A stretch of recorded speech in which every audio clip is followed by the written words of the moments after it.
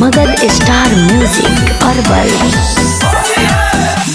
के ऊपर ले रंगवा लगाइबे, आज फगुआ के फायदा उठाइबे। अरे सस्ता बुझले होगा।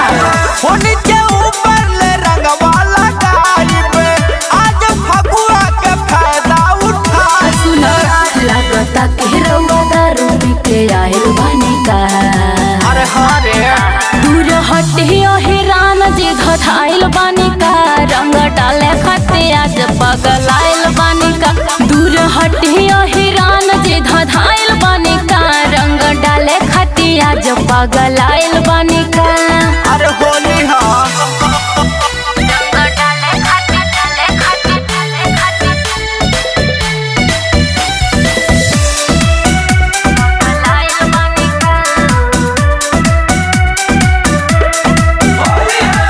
चोली में रंगवा न डाली बोरियारी, ए हिरान जी हो धके कवारी। अरे का करी बर्दाश्त नहीं के होत। हाँ हाँ केहू नया तू बोली रे। अरे जाना गाना मानो होली रे। हम का करी दम धरी में तो करी खुताहिल बानी का। अरे हाँ रे दूर हटियो हिरान जी धधाइल बानी का। रंग डाले खाती आज पगलाइल बानी का। दूर हटियो हिरान जी धधाइल बानी का। रंग डाले खाती आज पगलाइल बानी का। अरे थोड़ा सा लगाएंगे।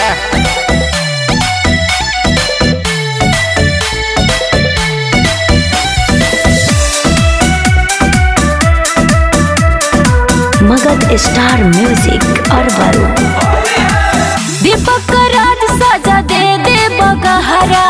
हमरा जवनिया को परेला पहरा। अरे ऐसा नहीं है।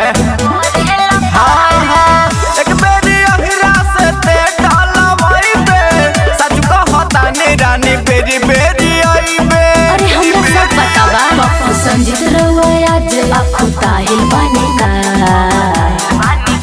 दूर हटियो हिरान जी धधाइल बानी का। रंग डाले खाते आज पगलाइल बानी का। दूर हटियो हिरान जी धधाइल बानी का।